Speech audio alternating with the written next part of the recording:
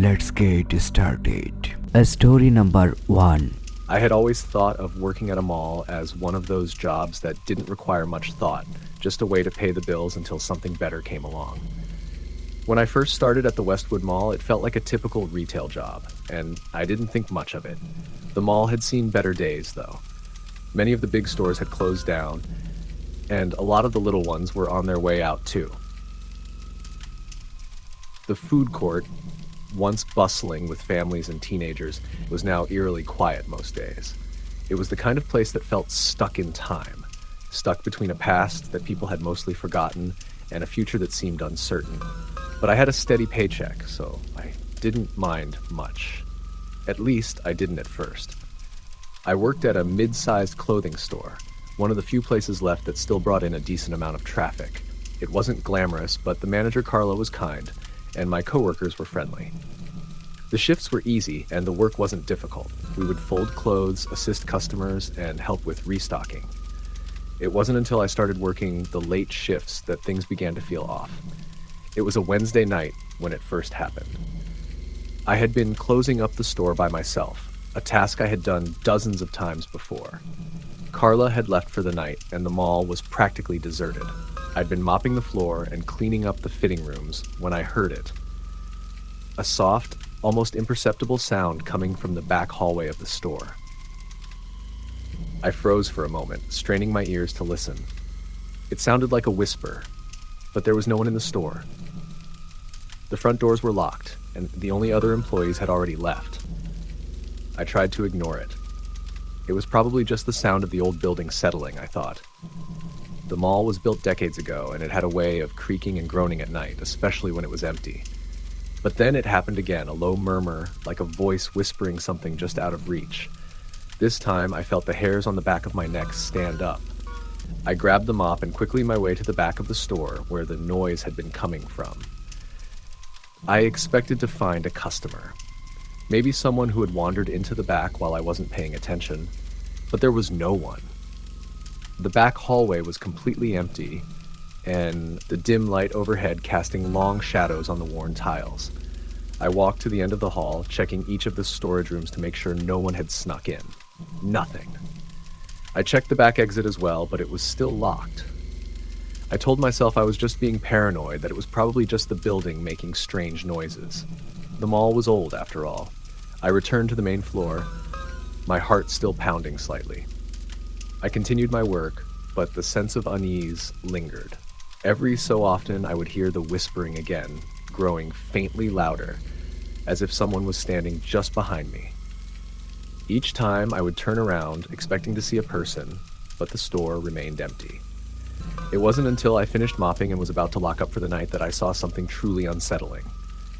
The front doors were automatic, and I had already set them to lock when I heard the unmistakable sound of footsteps coming from the other side.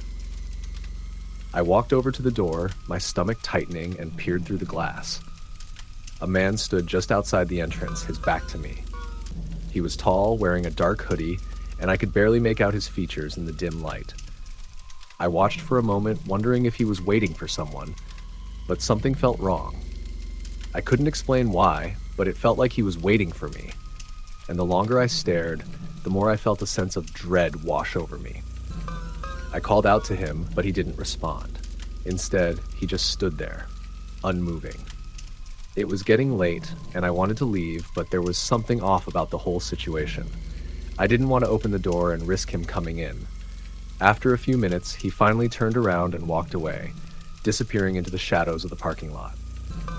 I told myself that it was nothing, just a person passing through, but the feeling of unease stayed with me as I locked up the store and made my way to my car. The mall was eerily quiet, and the parking lot felt empty and abandoned, despite being nearly full when I had arrived earlier that evening. I couldn't shake the feeling that something was watching me. I rushed to my car, got in, and drove home, my hands still trembling on the wheel. The next day, I didn't think much of it. I told myself I was just being paranoid, and that maybe I had overreacted to something as simple as a man waiting outside the store. But the feeling persisted, a low sense of dread that clung to me whenever I went back to work. And then, Over the course of the next few weeks, things only got stranger. I began noticing more strange occurrences at night. The whispers continued, more frequently now, and they weren't just coming from the back of the store anymore. Sometimes they seemed to come from the corners of the store, other times from the far end of the mall itself.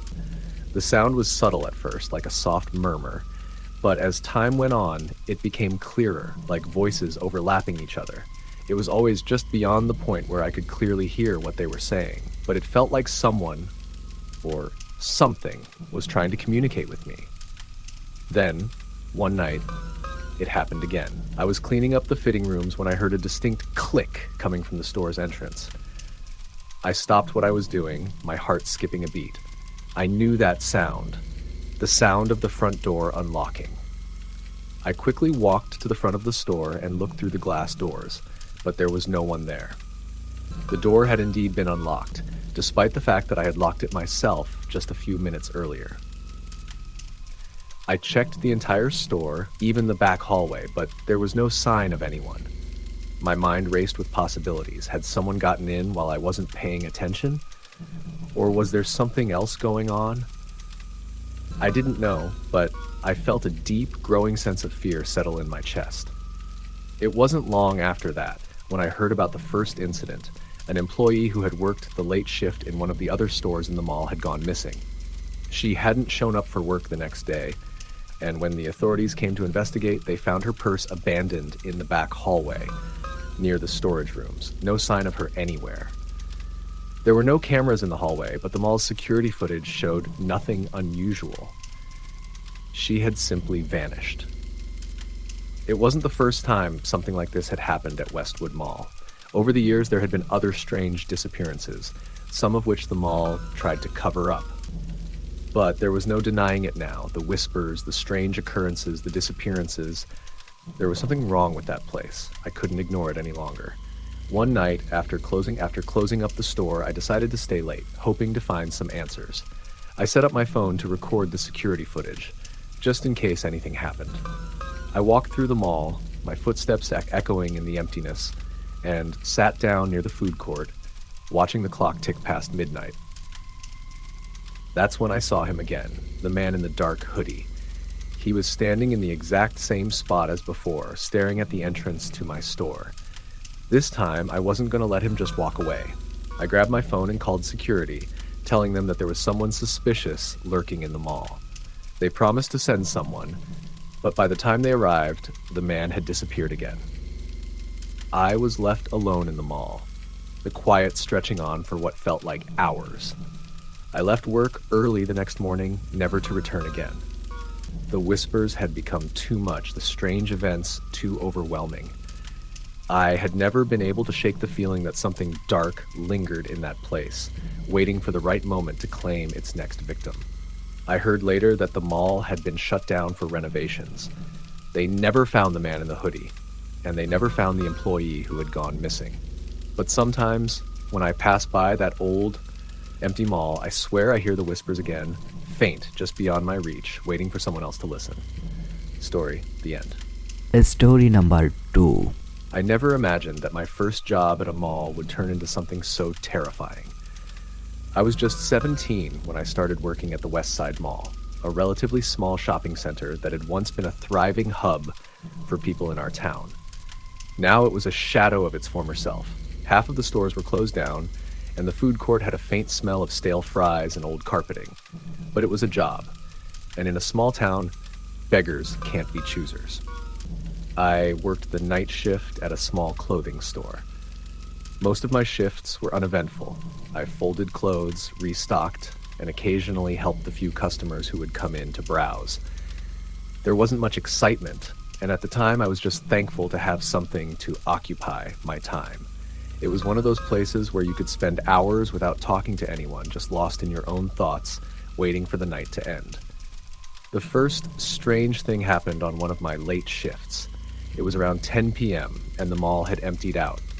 There were only a handful of people left wandering around, and the lights in the food court were dimmed, leaving everything feeling quiet and deserted.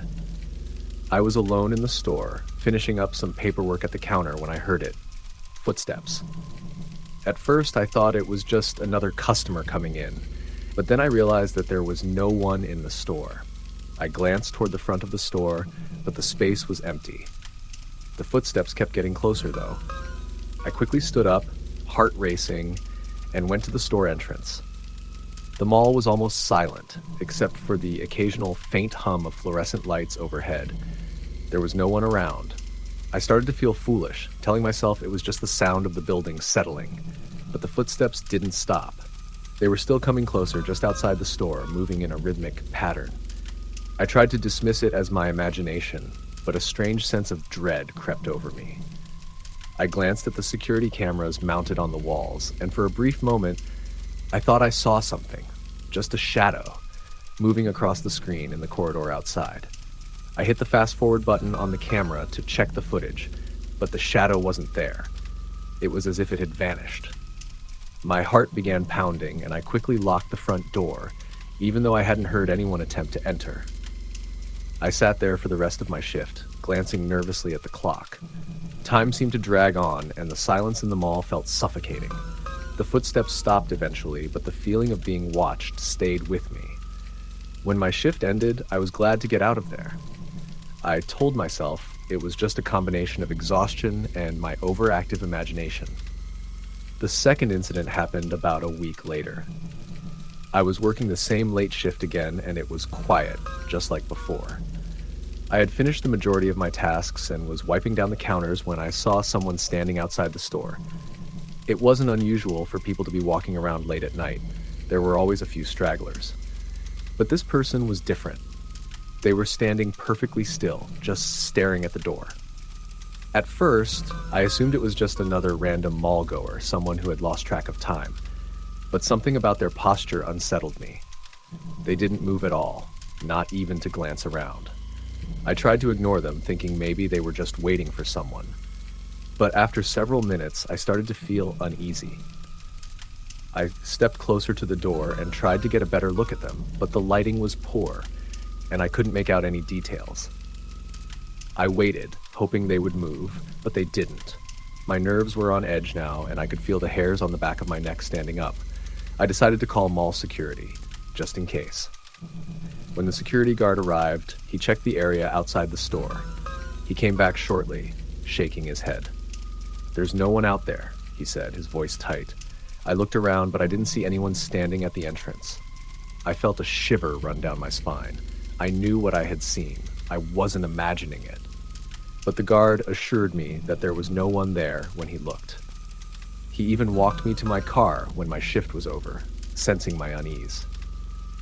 The night had left a lingering feeling of dread in the pit of my stomach. The third incident happened a couple of weeks later, when things took a turn for the worse. It was close to closing time, and the mall was almost empty, save for a few late-night shoppers who were hastily trying to finish their errands. I had just finished sweeping the floor when I noticed something strange. In the corner of my eye, I saw a dark figure standing in the farthest corner of the store, near the changing rooms. At first, I thought it was just another person browsing, but then I realized that they hadn't moved in a long while. I walked toward the changing rooms, but as I got closer, the figure seemed to melt into the shadows as though it wasn't really there. I froze for a moment, my mind racing. I was certain I had seen someone there, but now it was like they had disappeared. I checked the fitting rooms to see if someone had slipped inside, but they were empty. I went back to the front of the store and locked the doors, heart pounding. There were no customers left, but the unsettling feeling of being watched continued to gnaw at me. I glanced at the security monitors once more. This time, I saw something. Someone standing in the far end of the hallway, right near the escalator. The figure was barely visible, a tall, thin shadow standing motionless. I watched as the figure seemed to float toward the store, but when I hit the rewind button to look closer, it was gone. The feed showed nothing but the empty hallway. I felt a cold sweat break out across my skin. This wasn't right. I called security again, explaining what had happened. The guard on duty came to check it out, but by the time he arrived, the figure was gone. He didn't seem to take me seriously. "It's probably just a glitch in the cameras," he said, walking away. But I knew what I had seen. something or someone was in that mall with me. That night, I stayed in the store for as long as I could, but I couldn't shake the feeling of being watched. I eventually called my manager and told her I wasn't coming in for the next shift. I needed a break, some time away from the unsettling atmosphere of the mall. The following week, I heard that a customer had gone missing. They had been shopping late in the evening, and when they didn't return home, their family called the police. The police couldn't find any trace of the missing person, but they did discover something odd. The store's surveillance footage showed that the person had been in the mall right before they disappeared, but the footage cuts out, showing only static for several minutes. The disappearance made the news, but no one could explain it. It wasn't long after that when I learned of other strange occurrences in the mall. Other employees had seen shadows in the corners of their vision, heard footsteps when no one was around, or felt cold spots in the air, as though someone or something was standing just behind them. I tried to brush it off, telling myself it was just a series of coincidences. But deep down, I knew that something wasn't right about Westside Mall. It wasn't the first time strange things had happened there, and I had a horrible feeling it wouldn't be the last. I didn't return to the mall after that. I couldn't. The thought of walking through those empty halls, hearing those whispers, seeing those shadows, it was too much for me. Every now and then I drive past the mall, and when I do, I can't help but glance at the dark, empty windows, wondering if there's something still lurking inside. I'll never forget that place. And sometimes when I close my eyes at night, I can still hear the footsteps echoing in the emptiness. Story the end. Story number 3.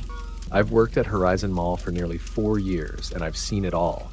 Drunken teenagers, fights, lost children, and even the occasional shoplifter. But nothing could have prepared me for what I experienced that night.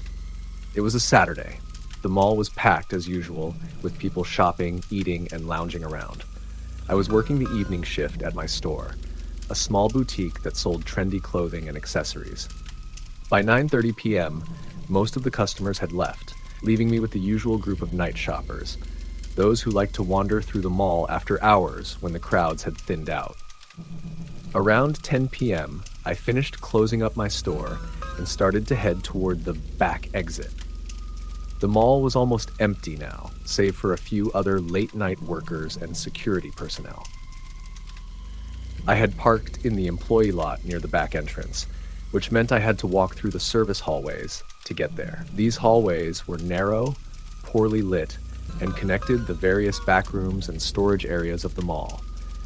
They were nothing more than an afterthought, barely cleaned and often smelled of stale food or cleaning supplies. I had walked through those hallways hundreds of times, and I knew exactly how to navigate them without tripping over the loose tiles or bumping into the storage carts. But tonight, there was something different about them. It wasn't anything I could explain at first. Just a general feeling of unease, like someone was watching me. I told myself it was nothing. I was tired. It had been a long week, and I was ready to go home. I pulled my jacket tighter around me and picked up my pace. As I neared the back exit, I heard something strange. A soft noise, almost like a whisper. It wasn't coming from the direction of the service hall, but rather from somewhere deeper inside the mall. I paused and listened carefully, trying to determine if I had imagined it. The mall was nearly empty, and the only sound that should have been coming from the hall was the faint hum of the overhead lights and the occasional scrape of a janitor's mop. But this sound, it didn't fit. It was too human, too deliberate. It almost sounded like a whisper calling my name. "Who's there?" I called out. No answer. My heart began to beat faster. I shook my head, scolding myself. It was nothing. I turned back and resumed my walk. But that's when I saw it. Something in the corner of my eye, just a flicker of movement. I froze. I quickly turned my head to look. A figure stood at the end of the hallway, half hidden in shadow. At first, I thought it might be a security guard or one of the other mall workers, but the figure was standing motionless. Their head was tilted downward, so I couldn't see their face clearly, but I could tell they were watching me. I couldn't make out any distinguishing features, just the silhouette of a person in dark clothing. The hair was long and black, hanging like a veil around their face. They didn't move. I stared for a moment, trying to process what I was seeing. Maybe it was just my tired eyes playing tricks on me. After all, it was late and I had been working all day. "Hey," I called again, my voice shaking slightly. "Are you okay?" Still no response. The figure didn't even twitch. My stomach twisted into a knot. A chill ran down my spine. Something was wrong. My instincts screamed at me to run, to get out of there, but my feet felt like they were glued to the ground. I took a hesitant step forward, barely breathing. "Hello?" The figure didn't budge. It was as if it had been frozen in time, waiting for something. Without thinking, I turned and bolted toward the exit. My heart pounded in my chest, and my breath came in short gasps as I pushed open the door to the outside. The cold night air hit my face, and I felt a brief moment of relief.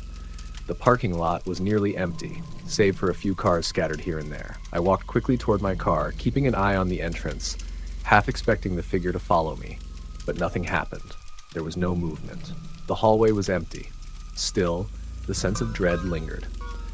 I hurried into my car, locked the doors, and started the engine. The streetlights flickered as I drove away, and I couldn't shake the image of that figure standing motionless in the hallway. I didn't tell anyone the next day. I didn't want to sound crazy. People had always joked about the strange, abandoned parts of the mall, the places where no one really went anymore. But deep down, I couldn't shake the feeling that something was wrong with that place. A few days later, I was talking to Greg, the night manager who had worked at the mall for years. He was an older guy, gruff, and always had a story to tell. I mentioned the strange figure in the hallway, and to my surprise, he didn't dismiss me. Instead, his face grew serious. "Yeah, I know what you mean," he said, lowering his voice. "There's been stuff like that happening for years, especially after hours." I raised an eyebrow. "Stuff like that?" He looked around to make sure no one was listening before continuing. "You ever hear about the old arcade? The one they closed down over a decade ago?" I nodded. I knew exactly which arcade he was talking about. It had been a hot spot for kids when I was growing up, but it had shut down years ago due to declining sales and a lack of business. After that, the area had been sealed off. No one had gone near it for a long time. Well, Greg continued, some people say the place is haunted. I don't know if I believe in that kind of stuff, but I've heard stories. People have disappeared in that section of the mall before, late at night. I don't know if it's just a coincidence, but every time something weird happens around here, it's always near that old arcade or in the service hallways. I felt a shiver run down my spine. I had no idea what he was talking about, but the pieces seemed to be falling into place. The figure I had seen, the whispers, the weird sense of being watched, it all made sense now. Something had been lingering in that mall, something I couldn't explain. Greg leaned in closer. "You're not the first person to see strange things in those hallways. The last guy who worked here, Marcus, I think his name was, he saw the same thing.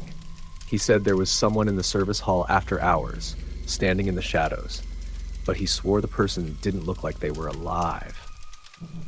My stomach turned. I remembered what I had seen, what I thought was a person, but now it felt like it could have been something far worse, something that didn't belong in the mall. I asked Greg more about the old arcade, and he told me a chilling story. A few years before, there had been a security guard who disappeared without a trace while on his rounds. His last known location? The service hall, near the old arcade. They never found him. The security cameras were faulty that night, and there were no signs of a struggle. It was as if he had simply vanished. As Greg spoke, I realized something. Every time I walked through those service hallways, I felt as if I was being watched, as if something was lurking in the dark. It wasn't just my imagination.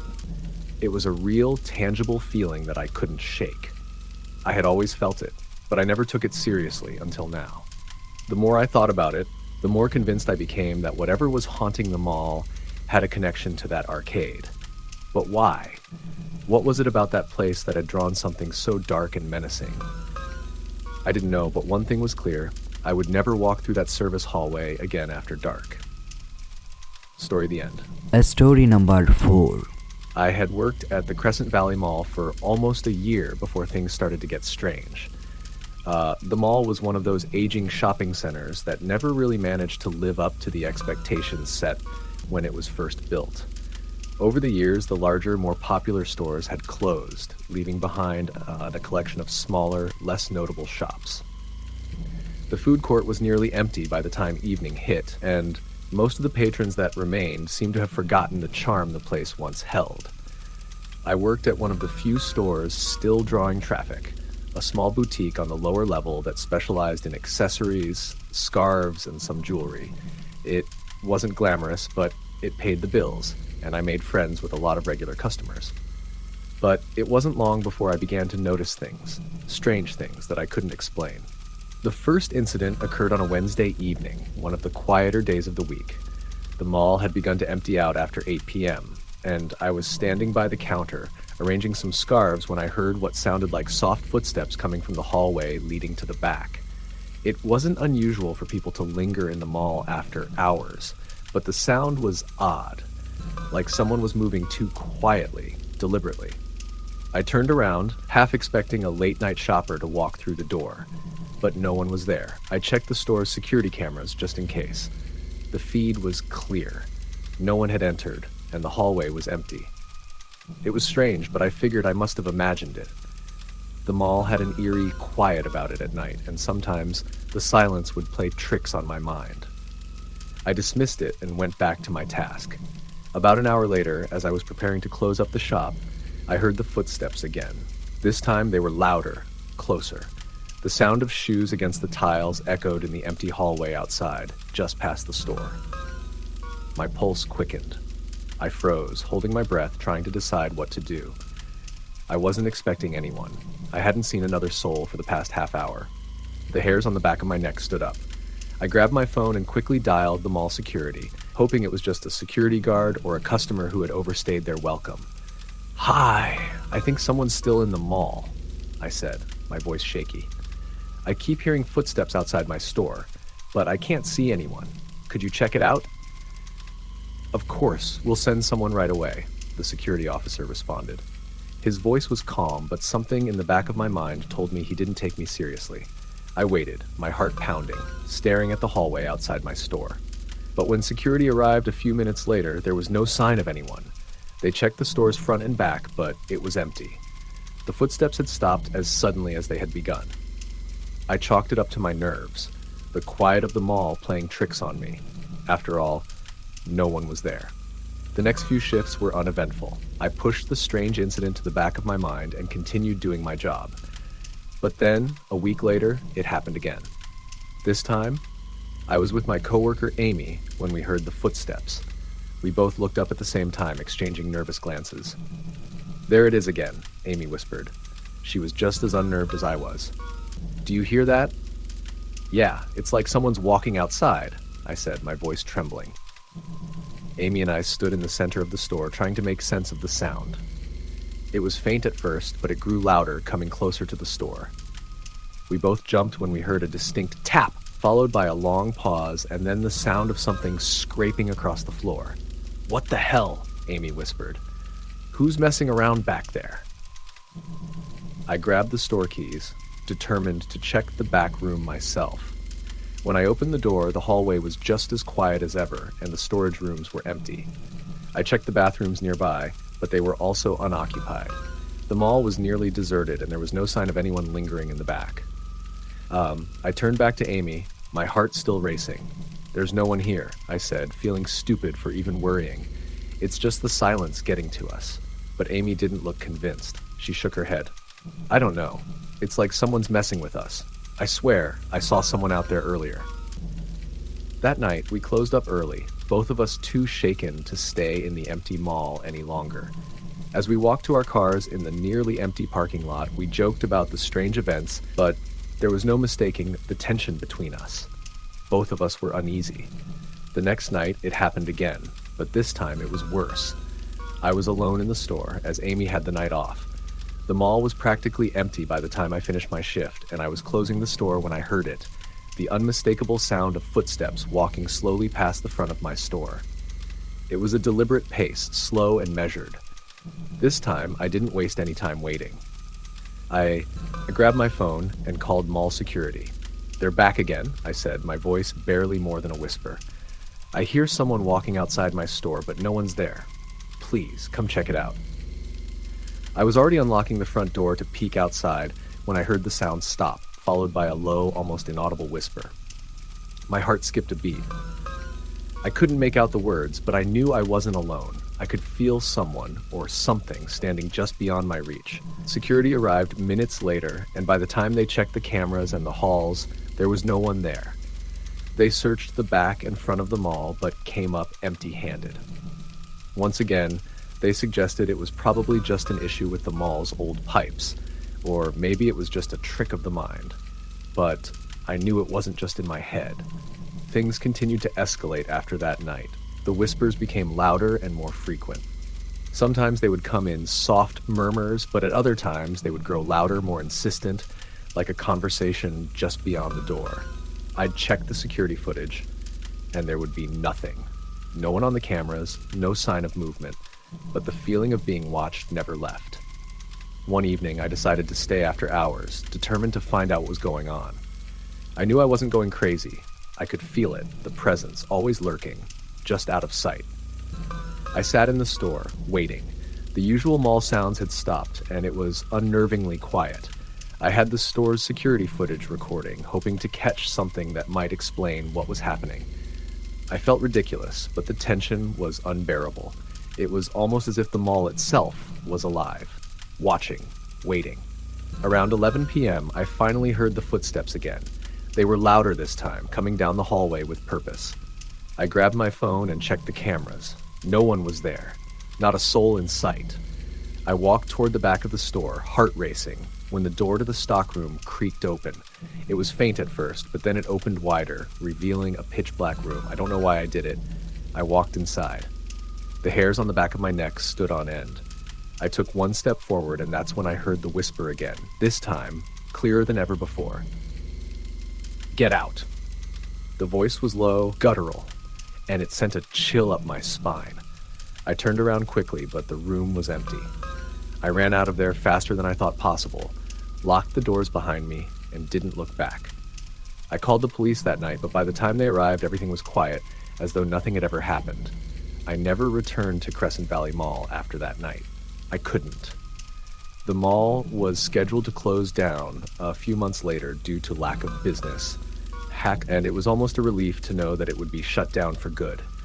The whispers still haunt me sometimes, and I'm not sure if it was a ghost, an entity, or just something unnatural that lived in that place. But whatever it was real. And every time I drive past that old dark building, I can't help but feel that something is still there, waiting for someone else to hear its whispers. Story. The end. Story number 5. I started working at Ridgeview Mall when I was 18. It wasn't my dream job, but it was steady.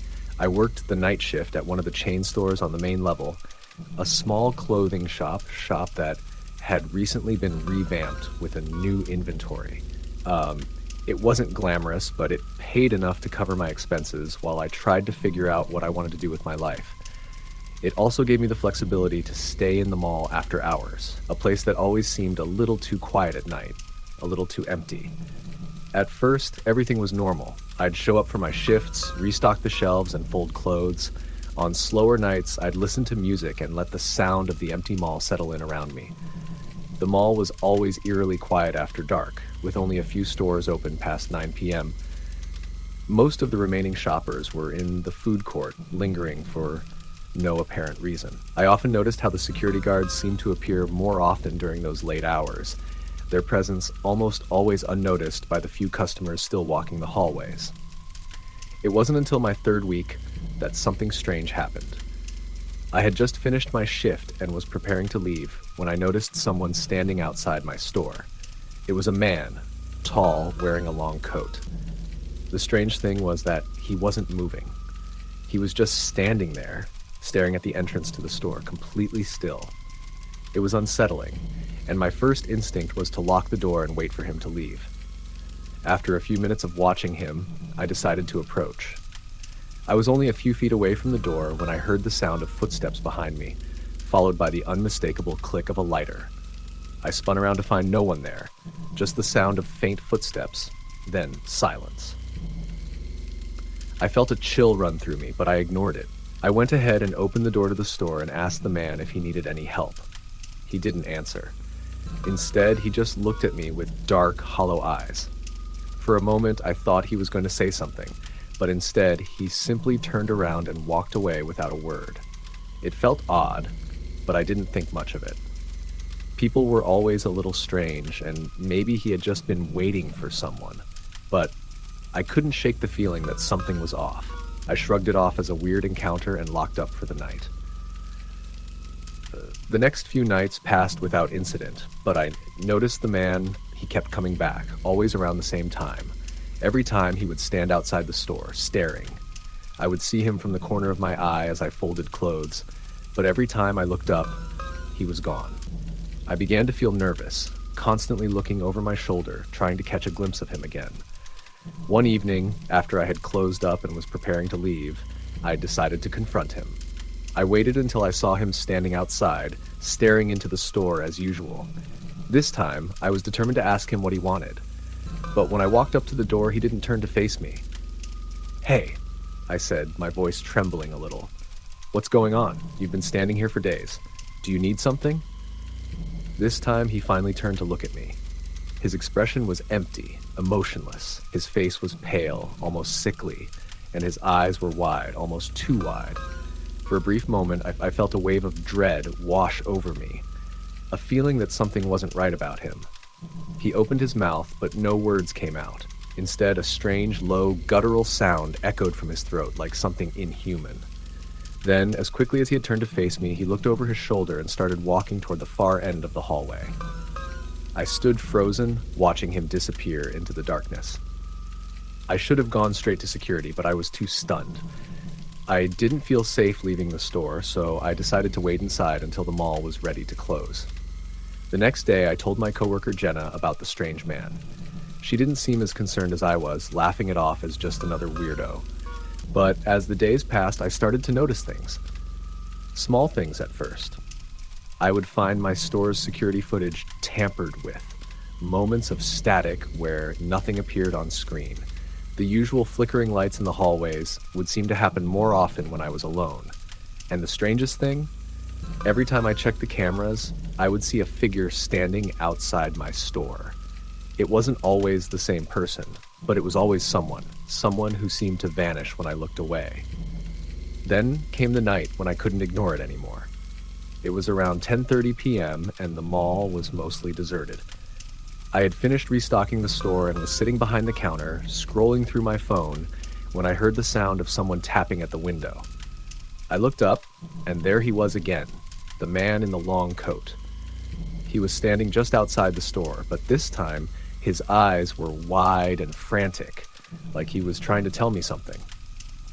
I grabbed my phone and called mall security. I wasn't going to confront him again, not after everything that had happened. When security arrived, I pointed them in the direction of the man, but when they looked around, he was gone. The hallway was empty. They checked the security cameras, but there was no trace of him. It was like he had vanished. "Are you sure you saw him?" one of the guards asked, his tone skeptical. Maybe it was just someone walking by. "No," I insisted. "I saw him. He's been coming around here for weeks." I couldn't shake the feeling that something was seriously wrong. My paranoia grew, and the thought of staying at the store overnight became unbearable. I started taking different routes through the mall, avoiding certain hallways where I had seen the man. I avoided the cameras and I began double-checking the locks before I left for the night. The eerie feeling of being watched never seemed to fade. But then, one night, something happened that made me reconsider everything. I was working a late shift, alone, with only a few hours left before the mall closed. It was one of those nights where the place felt completely deserted. The soft hum of the fluorescent lights overhead was the only sound. I was just about to turn the lights off when I saw the man again. This time, he wasn't standing outside my store. No, this time he was inside. I froze. My heart pounded in my chest as I looked at him. His pale face was even closer now, his eyes wide and unblinking. He was standing at the edge of the aisle, just watching me, unmoving. I couldn't speak, couldn't move. I stared at him, unsure whether I should run or scream or just wait. He didn't move. He didn't say anything. He just stood there, frozen in place. My mind was racing, trying to make sense of what was happening. Was he real? Was I hallucinating? In a panic, I grabbed my phone and called mall security. I watched as the man slowly took a step toward me. It was as if time itself had slowed down. But then, just as quickly as he appeared, he vanished. He didn't walk away, he just disappeared into thin air. My heart was racing and my hands were shaking as I scrambled to lock the store doors and call security again. This time, they arrived immediately. But they didn't find anyone. The security cameras were clear, the hallway empty. There were no signs of a struggle or any disturbances. The man was gone. Again, I didn't finish my shift that night. I left as quickly as I could, walking out of the mall with my heart still racing in my chest. For days afterward, I couldn't shake the feeling that I was being followed. I couldn't explain it, but I knew something wasn't right. I eventually left the mall for good. I couldn't work there anymore. The encounters with the man, whoever or whatever he was, left me too shaken. Every time I passed by the mall afterward, I'd glance at the empty storefronts, wondering if the strange events had been in my head, or if something truly was lurking in the darkness. I haven't been back since, but every now and then when I close my eyes, I can still see him, the man in the long coat, standing just out of reach, waiting. Story the end. Story number 6. It was supposed to be a routine night at work. That's what I kept telling myself as I walked through the empty mall corridors. I had been working at the Her Horizon Mall for almost a year at this point, and I had seen it all. Crowded weekends, quiet weekday evenings, late-night shifts where the only sound was the hum of the mall's overhead lights. But tonight felt different. Maybe it was just the exhaustion from working the evening shift at the food court but I felt like something wasn't quite right. It was almost 10:30 p.m. and the mall had just closed. The last few customers had filtered out, leaving only the cleaning staff and a few remaining store employees. I had been scheduled to close the food court and do some light cleaning, but now that everything was done, I had about 20 minutes left before my shift ended. The thing is, I never liked being the last one to leave the mall. I've heard the stories. Most of the employees here do. There's always someone with a tale about strange occurrences or weird feelings they get walking through the back hallways at night. Most of them are just stories, urban legends among the employees. But as I made my way to the back hall, the feeling of being watched was too strong to ignore. I tried to shake it off, telling myself it was just my mind playing tricks. But I could feel it, that uneasy sensation in the pit of my stomach. The mall was quiet, too quiet, almost like the walls were holding their breath. I pulled out my phone to text my friend Jenny, who worked at a clothing store on the opposite side of the mall. "Hey, are you still there?" she replied quickly. "Yeah, just finishing up. Why?" "I don't know. Something feels weird tonight, like I'm being watched." "Ugh, that sucks. I'm glad I'm not alone then. The place gets really creepy when it's empty." I didn't like the idea of being alone, but I had no choice. I had to lock up, and the back exit was the fastest way out. I didn't want to go through the main entrance. It would take longer, and I was eager to get home. Besides, the service hallway was just a straight shot. As I passed by the bathrooms near the food court, I felt the hairs on the back of my neck stand up. There was a faint sound in the air, like shuffling footsteps, but when I looked down the hallway, no one was there. The lights flickered, casting shadows against the beige walls. I took a deep breath and tried to convince myself it was just my mind playing tricks. But I couldn't ignore the feeling that I wasn't alone. I pulled my coat tighter around me as I hurried toward the employee exit. The service hallway was always poorly lit, but tonight it felt even darker than usual. I'm not sure how long I had been walking when I heard the sound again. The faint shuffle of footsteps behind me. The hallway was empty when I glanced over my shoulder, but the hairs on my arms stood on end. I pulled my phone out and texted Jenny again, my fingers trembling. "Me. I swear I just heard something behind me." This time, she didn't respond immediately. I waited a minute, feeling the weight of the silence settle around me. Then my phone buzzed in my hand. "Jenny." "What do you mean?" "I don't know. I just feel like someone's following me. I don't see anyone, but it's like there's something in the shadows." "That's creepy. Are you sure it's not a cleaning guy or something?" I glanced behind me again. No one. Hmm. I don't think so. I'll be out in a minute. I shoved my phone back into my pocket and kept walking. Every step felt heavier than the last, and the quiet of the mall was suffocating. The floor creaked under my sneakers, and the only sound was my breathing. As I neared the back door, I couldn't shake the feeling that something was wrong. That's when I saw it. A figure, standing in the shadows near the maintenance closet. I stopped dead in my tracks. At first, I thought it was just one of the cleaning staff, but something didn't seem right. The figure was too still, too silent. It didn't move when I paused, didn't even acknowledge my presence. The shape was outlined in shadow, and the only thing I could make out was the faint glint of something shiny, maybe a keychain or a badge. I stood there, frozen, trying to make sense of what I was seeing. The lights flickered again, casting long shadows across the hallway. I strained my eyes, but it was hard to see anything clearly. Was it a trick of the light? Maybe my exhaustion was playing with my senses. But I knew what I saw, and it wasn't a janitor. I opened my mouth to call out, but no words came. My throat tightened, and my legs felt like they were made of lead. I had to get out of there. I turned quickly and made a beeline for the exit, my heart pounding in my chest. As I rushed toward the door, the shuffling sound behind me grew louder, closer. I couldn't take it anymore. I pushed open the exit door with a force I didn't know I had, and as it slammed shut behind me, I finally allowed myself to breathe. I paused for a moment in the parking lot, my car in sight. My hands were shaking as I fumbled for my keys. I could hear the sound of my breath, ragged and uneven, in the silence of the night. I didn't dare look back, but the feeling of being followed hadn't left me. It was as if the presence I had felt in the hallway was still there, just outside my vision. I started my car and pulled out of the parking lot, my eyes fixed on the rearview mirror the entire time, half expecting to see someone standing behind me. But there was nothing. The mall was dark and still behind me, and the further I drove, the more I convinced myself it was nothing. I was just tired. My mind was playing tricks on me. I wouldn't let myself dwell on it. The next day, I ran into Jenny during my lunch break. As soon as I sat down, she looked at me with wide eyes. "I didn't want to scare you," she said, "but I have to tell you something." My stomach dropped. "I didn't want to mention this before," she continued, "but there's been something weird happening around the service hallways. Other people have noticed it too, and..." She paused. "You know the old storage room? The one at the end of the hallway?" I nodded, though I had only ever passed it once or twice. The room was always locked, and no one really used it anymore.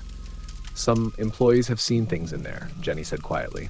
"Not just shadows, but figures. They say it's haunted or something. Yeah, people have heard whispers at night, and some of the cleaning staff even refused to go near that area." My stomach turned. "Why didn't you tell me this before?" I asked. "I didn't want to freak you out, but now I'm starting to think maybe it's not just stories," she said. Later that day, I overheard a conversation between two other employees.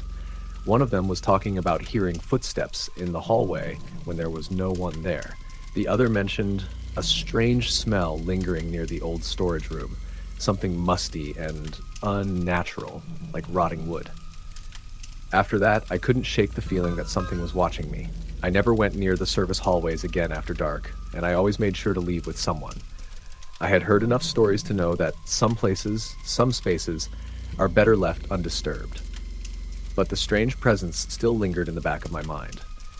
It was as if the mall, with all its lights and bustling crowds, had hidden something dark and unsettling in its corners, and I couldn't help but feel that whatever was there hadn't gone away. Story the end. Story number 7. It was a chilly autumn evening when Rachel found herself walking through the dimly lit hallways of the Crescent Mall.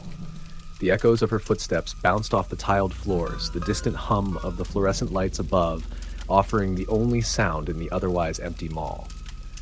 As the sun had set hours ago, the mall had begun to empty, with only a few stores still open, their lights casting long shadows down the corridors.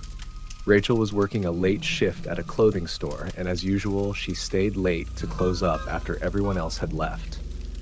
She glanced at her watch. It was nearly 11 p.m. The mall security had already done their rounds and had left for the night. Rachel had grown used to the quiet, the strange stillness that took over the mall after hours. She quickly finished folding the last of the shirts on the display table, then began to lock up.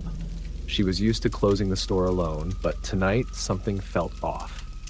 She paused for a moment and glanced out of the large glass windows of the storefront. The parking lot outside was eerily empty, the streetlights casting long, distorted shadows across the pavement. The sound of wind rustling through the trees outside was the only thing breaking the silence. Shaking off the feeling of unease, Rachel grabbed her bag and began heading toward the main exit. The mall, though mostly deserted, was still a bit too big for her to feel comfortable walking alone, especially at this late hour. She walked briskly, trying to ignore the creeping feeling that she was being watched. Every time she glanced over her shoulder, there was nothing there, just the same dark, empty halls stretching out in front of her. As she passed the food court, she noticed something strange. The lights in one of the food court kiosks were still on, even though all the other stores had closed. It was the pretzel stand, its glowing lights casting an eerie yellow glow across the otherwise darkened area. Rachel frowned, confused. She was certain that the kiosk should have been closed hours ago. Her curiosity got the better of her, and she took a few steps closer. As she neared the stand, she noticed a figure standing behind the counter. It was a man, his face obscured by the low lighting. He was tall, with a broad build, and wore a dark hoodie that obscured most of his features. Rachel froze, a sense of dread washing over her. It wasn't the man himself that scared her, but the fact that the stand should have been empty. The mall was closed, and no one should have been there. "Excuse me," Rachel called out tentatively, her voice shaky. The man didn't respond. He just stood there, motionless. Rachel felt a shiver run down her spine.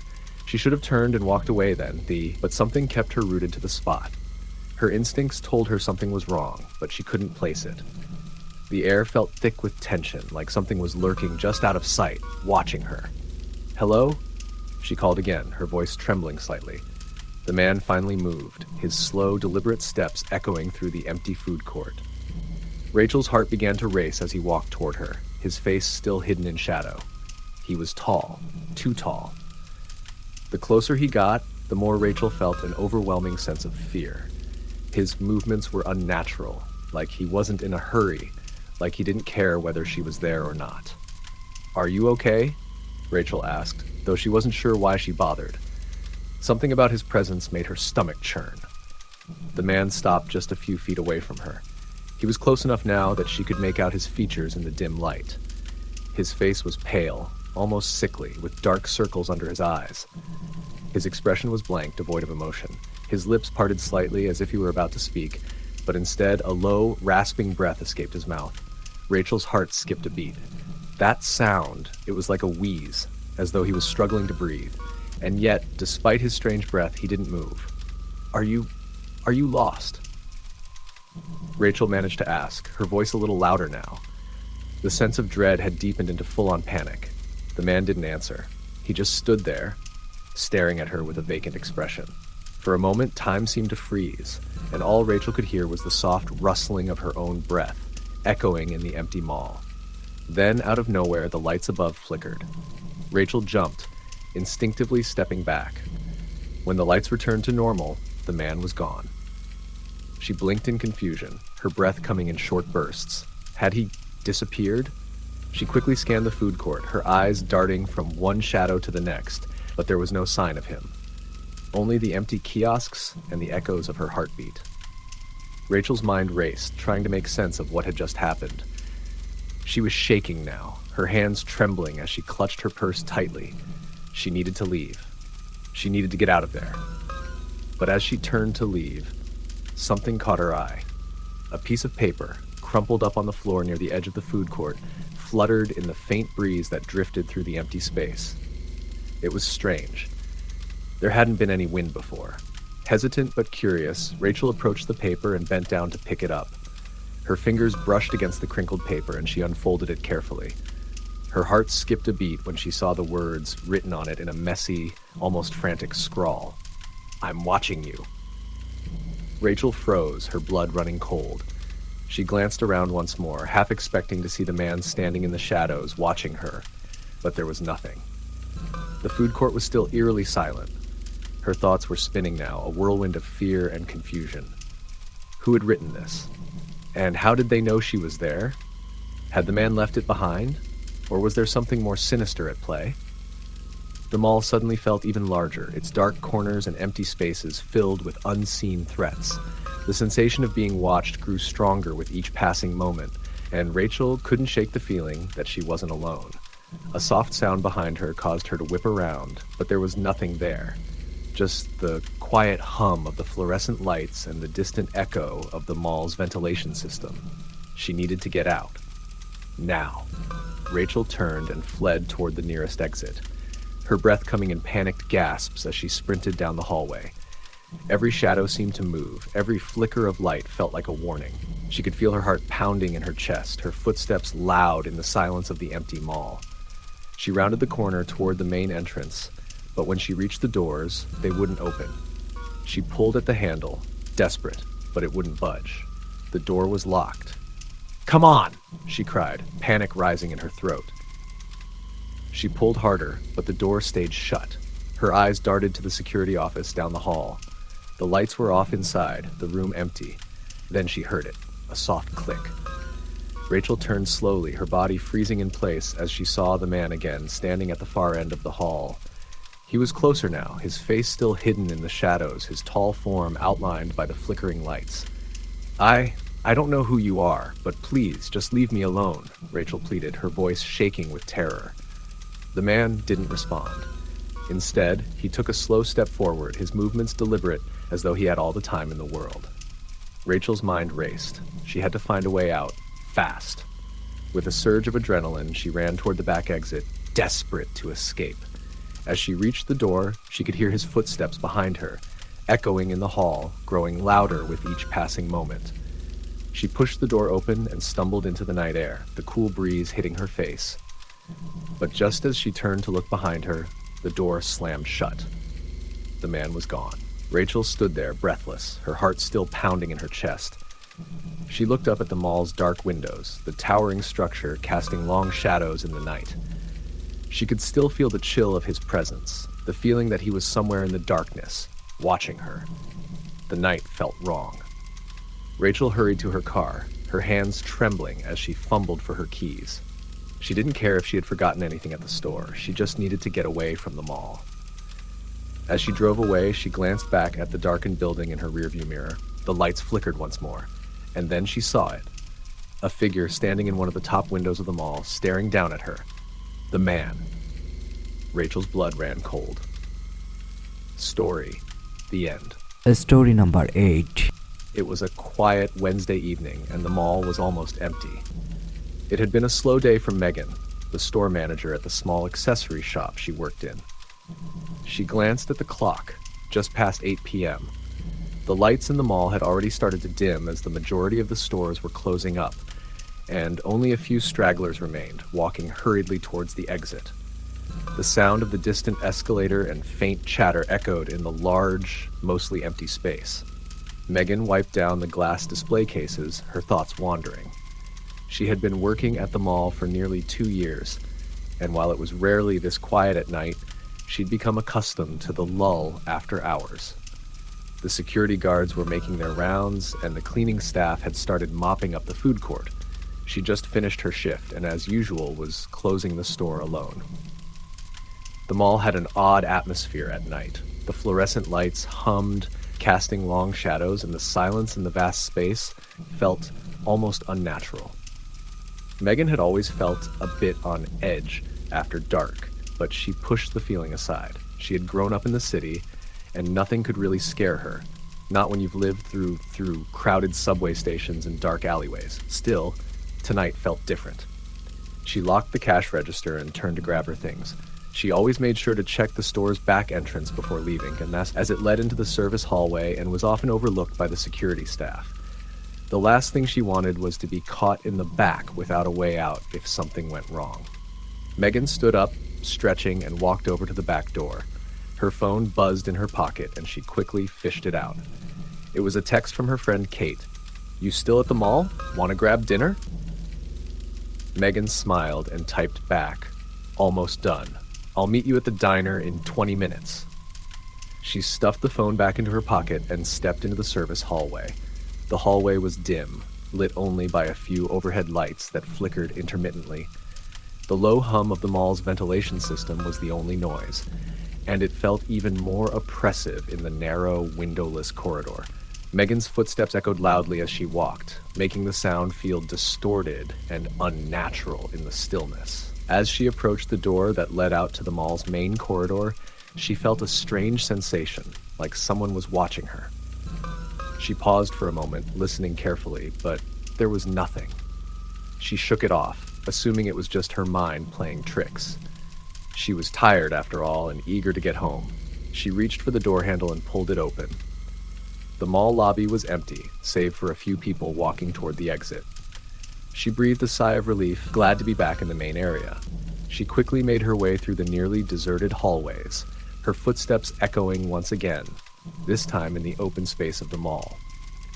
The stores around her were mostly closed, their gates pulled down, and the only people left were a few employees pushing carts or mopping the floor. As Megan neared the entrance of the mall, something caught her eye, a flicker of movement in one of the darker sections near the food court. She frowned, her gaze narrowing. A man dressed in a tattered hoodie was standing near the edge of the seating area by the food court, half hidden in the shadows. He was just standing there, staring at the floor. Megan instinctively slowed her pace, her unease creeping up once more. The man didn't seem to notice her, and he made no effort to move. She figured he was just another late shopper or someone killing time until the mall closed. Still, something felt wrong. The way he stood there, motionless, gave her a cold feeling, as though he didn't belong. Megan decided to keep walking, telling herself she was being paranoid. The security guards were nearby, and they'd likely handle any problems that arose. She reached the sliding glass doors that led out to the parking lot and pulled one of the doors open.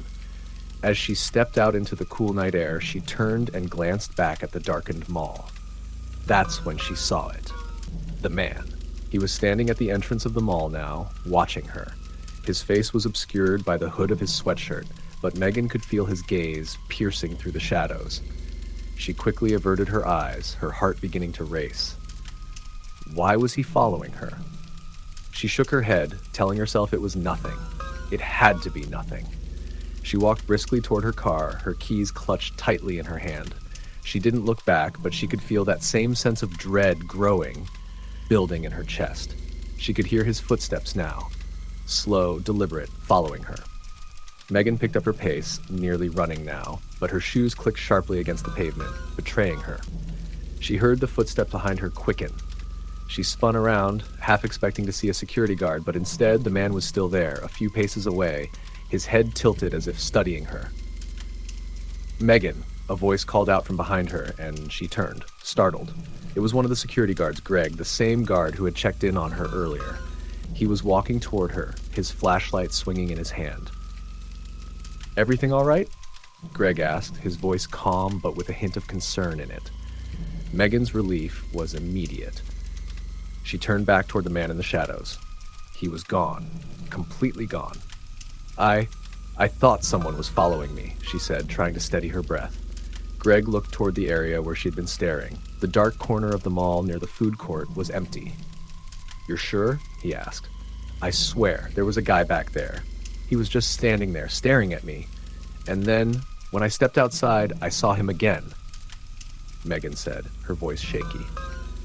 Greg paused for a moment, scanning the parking lot with his flashlight. "We haven't had any reports of weird behavior tonight," he said, his tone a little more cautious now. "Maybe you just had a bad feeling. It's been quiet tonight." Megan wasn't convinced. Something about the way the man moved, the way he watched her, it had felt deliberate, like he knew exactly where she would be. "Do you need me to walk you to your car?" Greg asked, his offer genuine. Megan hesitated for a moment, but nodded.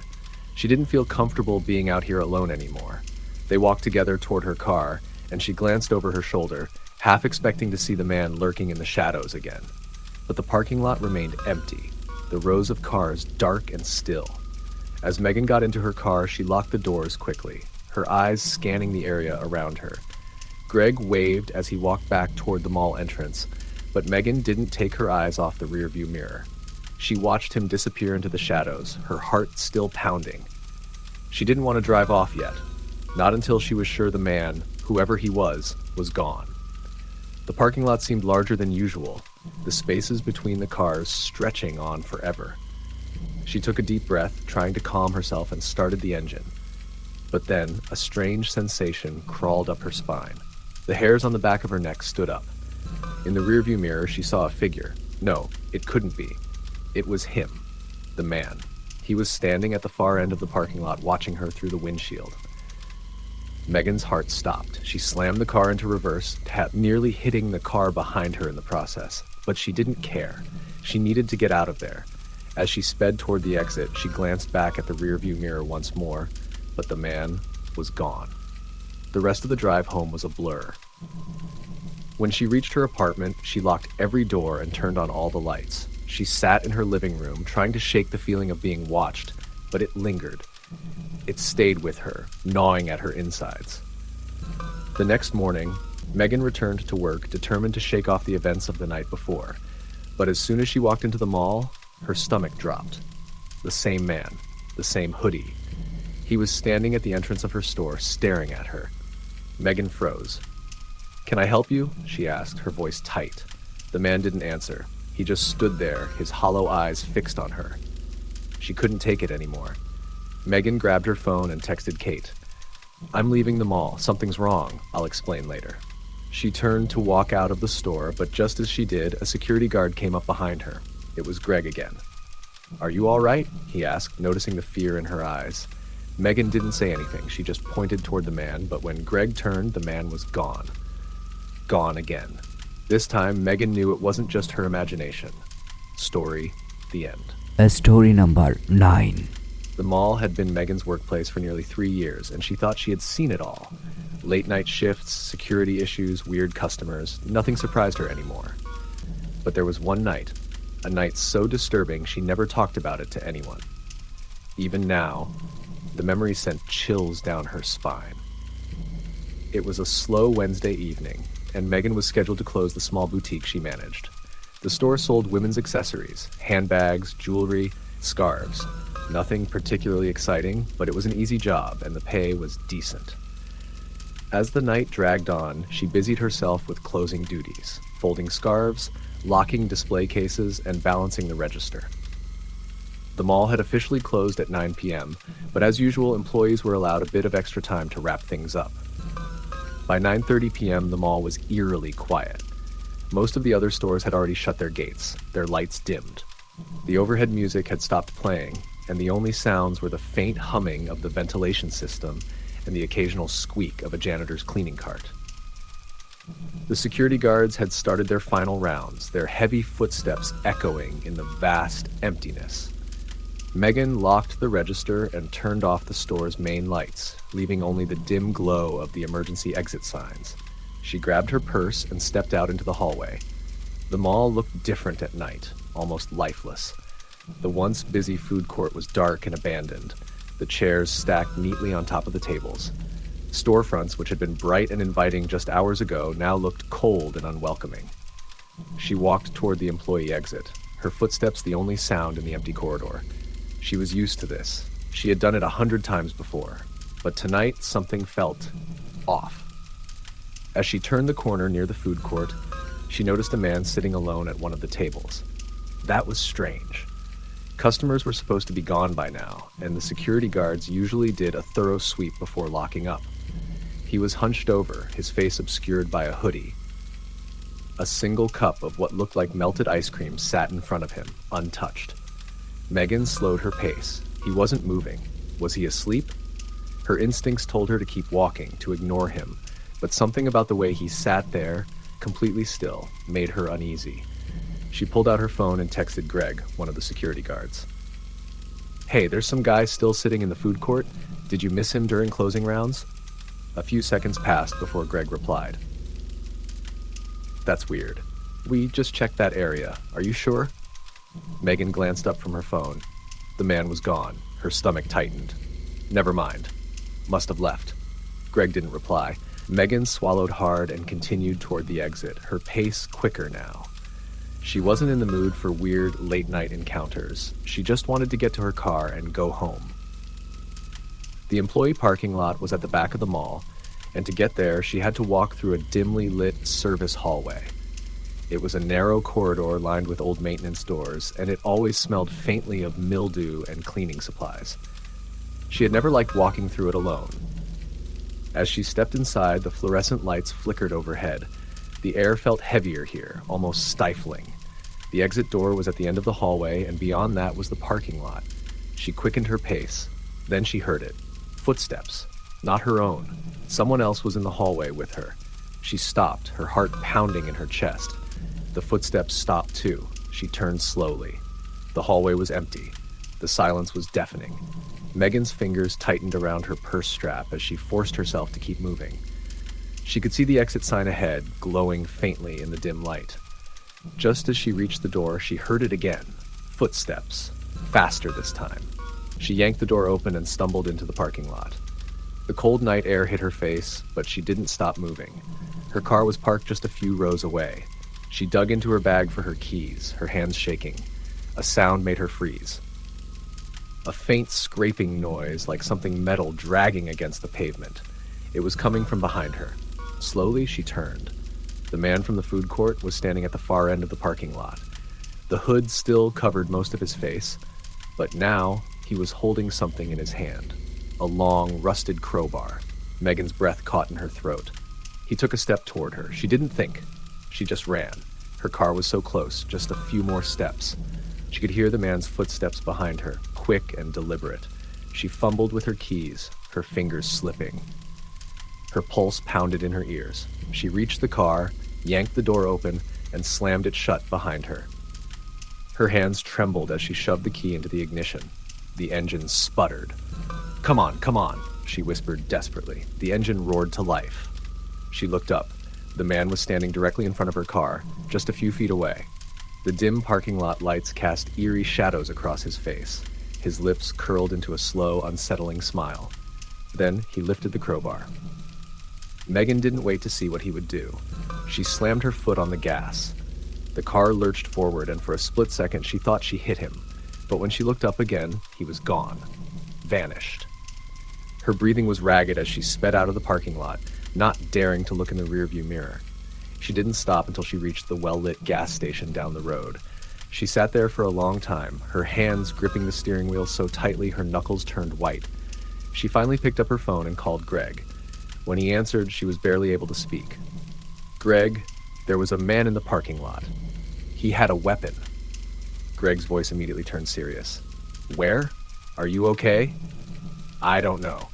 He was just there, and then he was gone." "Stay put. I'm checking the cameras right now." Megan waited, her body trembling as she tried to catch her breath. A few minutes later, Greg called her back. "There's nothing on the footage," he said. "I checked every angle. The food court, the hallway, the parking lot. Megan, I swear to you, no one was there." Megan felt a chill creep down her spine. "That's not possible. I saw him." "I don't know what to tell you," Greg said. "But whatever you saw, it didn't show up on the cameras." Megan didn't sleep that night. She never closed the store alone again. A week later, she found out something that made her blood run cold. A former employee had been attacked in that same parking lot years before. A man had followed her, tried to force her into his car. She had barely escaped. The police had investigated, but the attacker was never caught. And the strangest part, the description she gave the police, a man in a hooded sweatshirt, holding a rusted crowbar. Story the end.